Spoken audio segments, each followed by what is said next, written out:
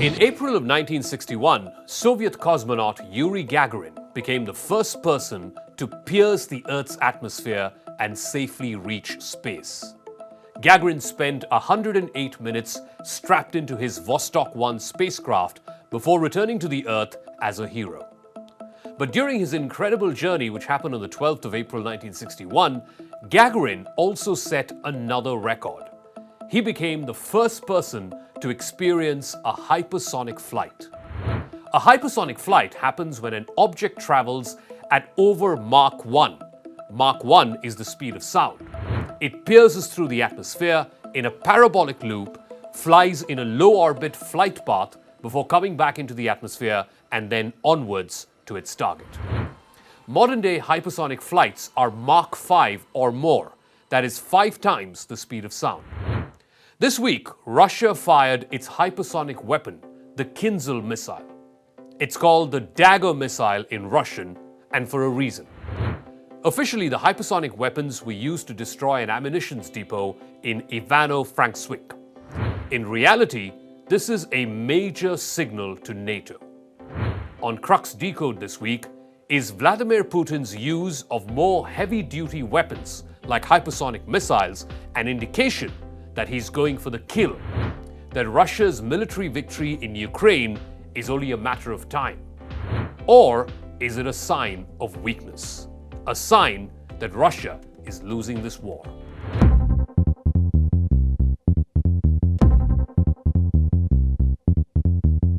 There is no definitive reason why Vladimir Putin decided to fire the Kinzhal missiles in Ukraine. After all, the first thing that Russia did in this war was to neutralize Ukraine's air defenses. Ukraine cannot scramble its fighter jets or respond effectively from the air. The Kinzhal is Russia's single most advanced conventional weapon.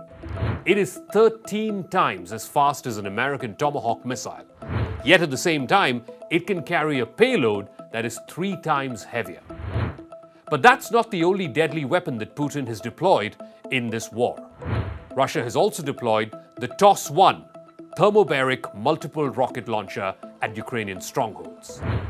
The thermobaric rocket launcher system, which is referred to as a heavy flamethrower, is positioned in eastern Ukraine to increase firepower. Russia has gone for the TOS-1 and the TOS-1A as a long-range alternative to the handheld flamethrowers.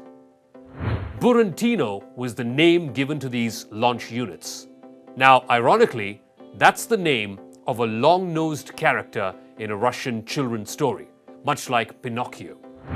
The TOS-1 vehicle has no real counterpart which is in use by Western militaries. Some of the multiple rocket launch systems which are in use by the United States, for example, it includes the M142 HIMARS. But the thermobaric MRLS is much more deadly. So the question is this: why is Vladimir Putin using deadlier and more heavy weapons as this war enters its 4th week? It is clear that Putin wants to send a signal to NATO that he is feeling slighted. He's feeling like the entire West has ganged up on him. He wants to convey a message of strength, that Russia and the Russian economy can withstand whatever sanctions are thrown its way. He's also going for total annihilation, or a scorched earth policy, so that it sends out a signal not just to Ukraine, not to entertain any NATO dreams, but also to other countries in the region: Romania, Moldova, Finland, Norway. He's telling all of these countries not to get too close to the West. But it's also equally true that despite 4 weeks of intense bombing, Russia has not been able to capture Kiev, the capital, or even strategic southern coastal cities like Odessa and Mariupol. This is Putin's desperation showing. Just look at what Kremlin-backed military experts are saying on Russian state TV. They are reiterating what is likely the official line of thinking in the Kremlin. They're demanding more military gains, an intensified offensive, more frequent use of hypersonic and thermobaric weapons, as well as the signaling that even tactical nuclear strikes are possible. Putin is feeling humiliated and he wants to escalate. He is going for broke. Russia's use of the Kinzhal in Ukraine is similar to what Donald Trump did using the mother of all bombs in Afghanistan back in 2017. In both these instances, there was utter devastation immediately. But in the Afghan case, it forced the Taliban to the negotiating table. In Putin's case too, a deadlier weapons bombardment may actually force the Ukrainian side into submission. At least, that is the hope. And that may get Ukraine to settle for a ceasefire which is on much more favorable terms for Russia and for Putin. The goal is to menace the adversary into accepting a compromise.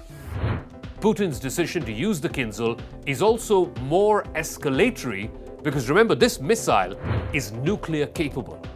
Because of its extreme range of over 2,000 kilometers, it can potentially hit the deepest western ends of Ukraine and possibly also closer to the Poland border. It's referred to as a carrier killer, capable of wiping out an entire carrier strike group. The use of the Kinzhal is almost like a Sputnik moment. It could likely start an arms war. Countries will now be doubling down on hypersonic missile technology and also defensive systems that are capable of detecting these and neutralizing them.